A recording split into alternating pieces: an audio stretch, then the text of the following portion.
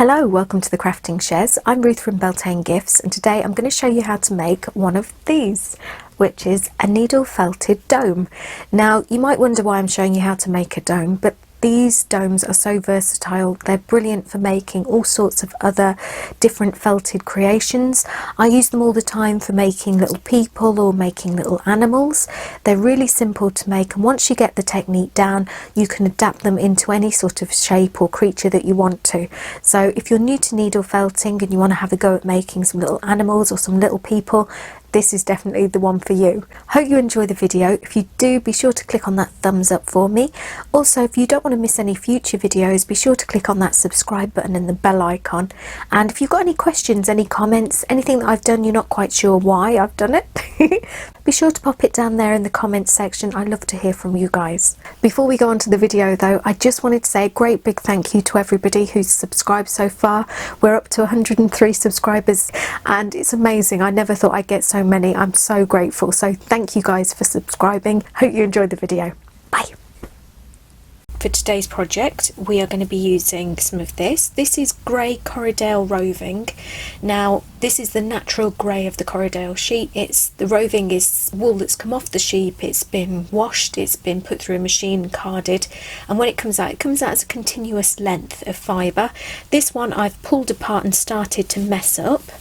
And that's because when we're working and we're making 3D shapes, it actually works out a lot better if you mess up the fibre first. So tear it apart and just rotate the pieces just like this and just get it as messy as possible.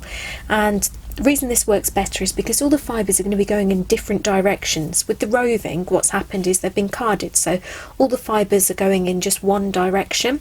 So when you stab through, the needle just goes through and doesn't connect. Whereas if you cross hatch your fibres, have them going in lots of different directions, when you stab through, they just knit together.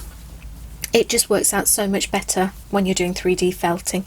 If you're doing small delicate details, then just a small section of roving's great because you've got all your fibres going in one way, just like so, and you can lay them on, stab them on and really control it.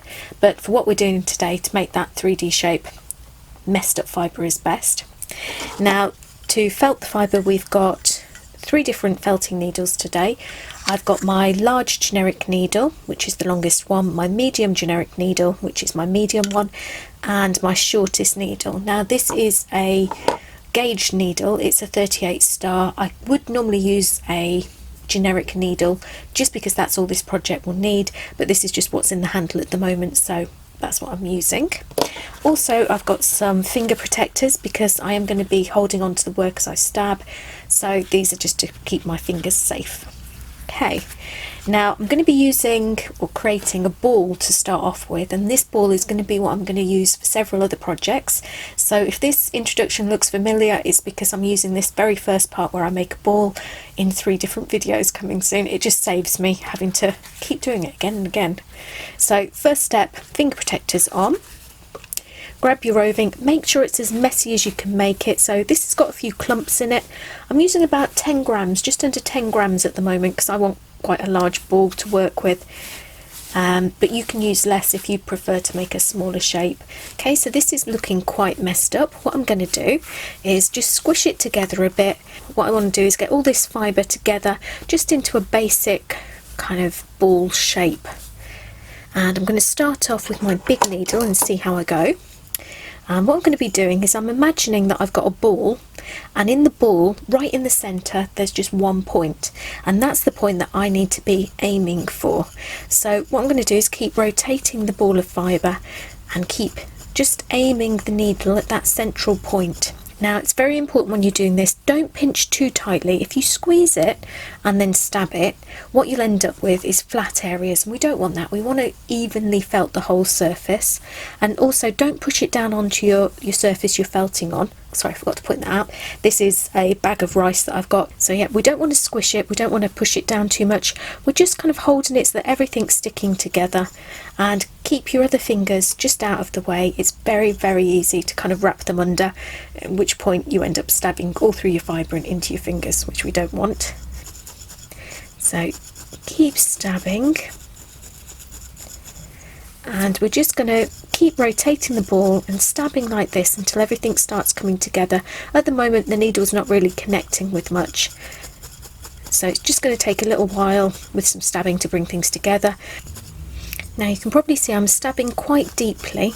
I'm doing several really deep stabs. I'm not going out the bottom of the ball, I'm just going as deep as I can without going through, and that's because I want to catch all these fibres and start bringing them together. At this point we want to get those fibres right in the middle of the ball as well. Okay, so this is starting to come together now. You can tell once it starts to felt. It's a bit like when you're whipping double cream. You get to that point where it just starts to thicken. So I'm getting to that stage now. Once you start to feel it, and you'll see it as well, you'll see when you stab in that the fibres start to stay. They're not bouncing back as much. So once you reach this point, just have a look over the whole shape. Take it a bit slower now and just look for any areas that are sticking up more than others. Okay, so I think our ball is done. What I'm going to do now is swap to my yellow needle, which is my medium-sized felting needle, just because we're going to be shaping now. And I'm going to pop out my felting pad there, just because it's a bit high up for me to stab for the camera. And because we're making a dome, what we need to do first is just define the base. And in this case the base is going to be circular. So using our needle, stabbing straight down, 90-degree angle, what I'm going to do is do lots of little stabs close together and just keep stabbing just to outline a circle. So once you've stabbed enough that you can actually see your ball, you can see there it's pushed everything out. What we're going to do is we're going to stab straight down only within this circle to create a flat base. So little stabs, don't need to go too deep, we're not changing the whole shape. Okay, so once it starts to flatten out you can stop, and you see there how we've got our nice flat or flattish base.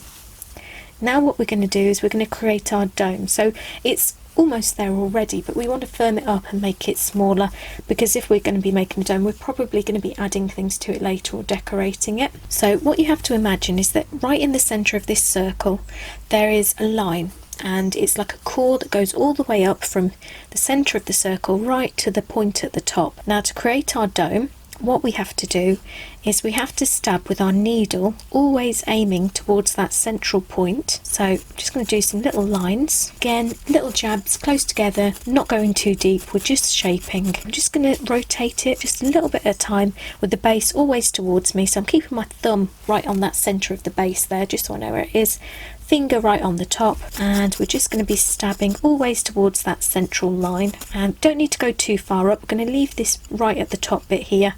We're going to shape that later, and we're just doing it gradually, and what this is doing is just bringing in the sides.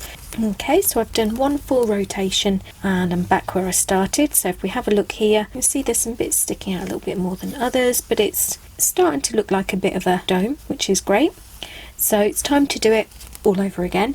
This time I'm going to be paying more attention to any bits that are sticking out, or any areas like this where you can see there's a bit of a hole, if you can see that there, or what I refer to as valleys. In which case if you find one of these, it's just where we haven't split the fibre and messed it up enough as we've started out. So you've just got sections where the roving's all going in one direction. So if you end up with areas like this, the trick is to just stab to either side of the valley. Don't stab in it. If you stab in it you'll just make it bigger, but if you stab just to the side, take it slow, what you're doing is you're bringing down the outer edges to the same level as that central gap. Too much, what we're going to do is bring everything down to those levels. Okay, and then once that's done we'll work on the base again. Now you might notice I'm stabbing a bit deeper at the moment, and that's just because there's some gaps and it's a bit loose, so the needle can pass right through. So I'm just going deeper until I can catch hold of more fibre. And if you've felted your ball quite well, you don't really need to do your stabs quite as deep as mine. Just play it by ear. You'll see if you reach an area like this one here where I'm stabbing and it's going in quite well, that's because there's plenty of fibre for the needle to catch on to. If you're stabbing in an area like this one and the needle's, or this one, there we go, and the needle's just going quite deeply, that's just because there's not as many fibres in that area for the needle to catch hold of, in which case you can stab a little bit deeper. Just play it by eye, just keep a a track of how deep you're going. And okay, so I've gone round twice now. You can see the edges are starting to get a bit straighter. Also, our base is starting to look a bit concaved. Now that's natural, it's just as we're stabbing in the sides here, excess fibres getting pushed in. So what we're going to do is just go round the outside edge again, stabbing straight down just to flatten it out and firm it up. Now as I'm stabbing in these edges, you get a better idea of what I mean by always aiming towards the centre there. So you can see the needle is always pointing towards that central point, and I'm actually rotating the dome just so that I can always keep the needle in the same place, just because it's easier for me to stab from right to left, just because I'm right-handed. Okay, so we've got a much flatter base now. Our edge is starting to sharpen up, which is great. What we want to do is start firming up the top, and then we can bring everything in again. So you can see we've already got a bit of a dome going on here, which is just the leftovers of our ball. If we want to make this even more domed, what you have to do is, you know, we were imagining there was a core through the centre. What we have to imagine is that the core finishes about here. So there's a point just in here in the middle, and what we want to do is we always want to be aiming now for that central point. So if you imagine it's here, so my needle's just stabbing inwards, and then as I move up around the dome, the point of my needle is still pointing towards this area here until I get right above it, and then down. Now again, I'm going to be working from right to left when I'm doing this, and you see the needle changing angles as I go. And what this does is it just maintains that curve, which is what we want for the dome. Okay, so we've done a complete pass. Same as before, once you've done your first pass, what we're going to do is go over it again, looking out for any valleys or peaks that we want to get rid of. We want to get this as smooth as possible. Okay, so we've got a nice dome on there now, you can see that there. And our sides are sticking out just a little bit more, so if you notice we're going out a little bit here, so we just need to go over the edges again. So same as before, imagine there's the core that you're aiming your needle towards. Just keep rotating and just look at the edge that you're creating. It's quite handy doing it from the side, just because you can see if there's any shapes, any curves that you need to aim for. Okay, so I'm just going to give it a quick rub between my hands, just really lightly, just to even things out a little bit. And see, again, the base has gone a little bit concave, so again I'm going to stab down, keeping my finger just towards the edge there, just to hold things in place. Little jabs, we don't want to go too deep again, we're just kind of bringing it down a little bit gradually. Okay, and there we go. Now this is still quite squidgy. If you wanted to, you can go much further with this, make it really dense, go over it. If you wanted to end up with a shallower dome, then you just stop stabbing in a straight line higher up. If you want a bigger dome, then you would just stop stabbing straight up further down and start your curve lower. So if I started my curve from here, my curve would be round there rather than starting up here. Hopefully that makes sense. But yes, so that is the basics on how to make your dome. Hope you enjoyed it. Have a go yourself at home, definitely give it a try, and I will see you next week for another session. Bye!